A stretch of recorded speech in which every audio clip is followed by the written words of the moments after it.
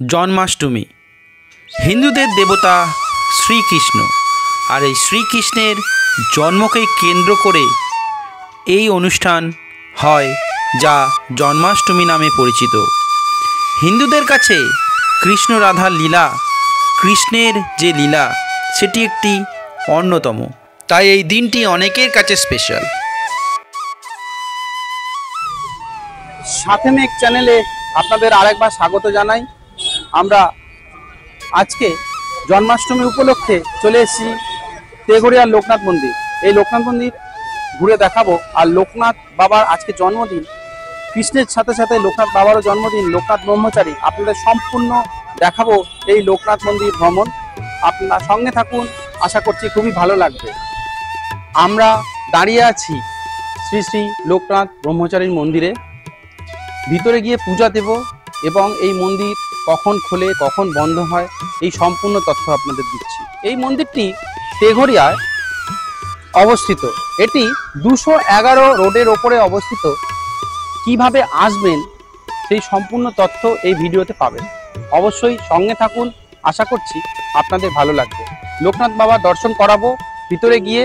এখন আমার পিছনেই রয়েছে লোকনাথ মন্দির। লোকনাথ মন্দিরের বাইরে যে গাড়িগুলো যাচ্ছে, আমার পিছনে যে রাস্তাটি এটি বাগুইহাটির দিকে যাচ্ছে।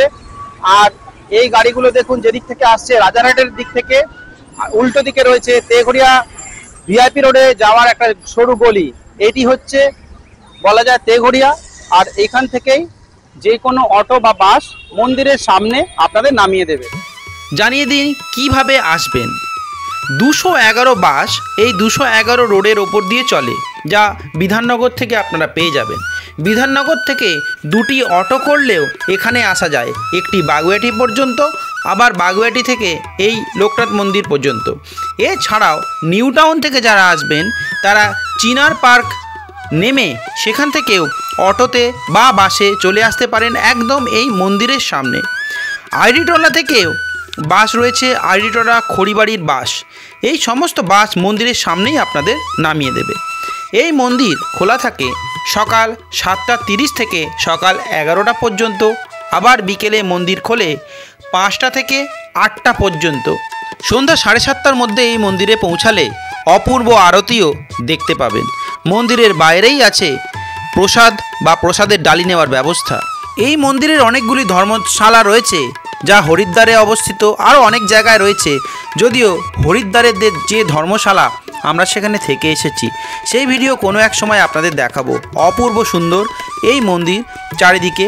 এখন মন্দিরের কিছু অংশ কিছু কিছু অনুষ্ঠানের জন্য ভাড়াতে দেওয়া হয়। এর পাশে ছিল বাল্ব এর একটি কারখানা, সেই কারখানা বন্ধ হয়ে এখন কিন্তু সেটি বিভিন্ন অনুষ্ঠানে এবং ধর্মীয় অনুষ্ঠানের জন্য ভাড়া দেওয়া হয়। অপূর্ব সুন্দর গণেশের মূর্তি, হাতির মূর্তি এখানে রাখা আছে। আর আমরা একটি অনুষ্ঠান চলছিল বলে সেই হলে ঢুকে পড়লাম, দেখলাম যে সুন্দর করে সাজানো রয়েছে কৃষ্ণ রাধা।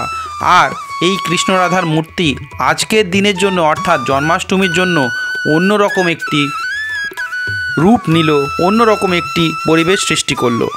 আর এই কৃষ্ণ রাধা নীল আলোতে যেন চোখ ধাঁধিয়ে দিচ্ছিল, যা অপূর্ব সুন্দর। ধীরে ধীরে আমরা মন্দিরে প্রবেশ করলাম। মন্দিরে প্রসাদ বাইরে থেকে দিলে ওরা সুন্দরভাবে ভগবানকে অর্পণ করে, অর্থাৎ বাবা লোকনাথকে অর্পণ করে। লোকনাথকে অর্পণ করার পর আপনাদের হাতে সেই ডালি দিয়ে দেবে।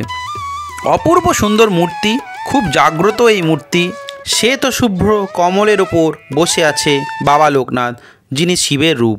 জন্মাষ্টমী জানিয়ে শেষ করলাম আজকের আমার এই ছোট্ট ভিডিওটি। আশা করছি আপনাদের ভালো লেগেছে। অবশ্যই সাথে থাকবেন, লাইক করবেন, শেয়ার করবেন এবং যারা নতুন আমার চ্যানেলে সাবস্ক্রাইব করতে ভুলবেন না। ধন্যবাদ। দেখা হবে নতুন একটি ভিডিওতে। চলুন, টাটা।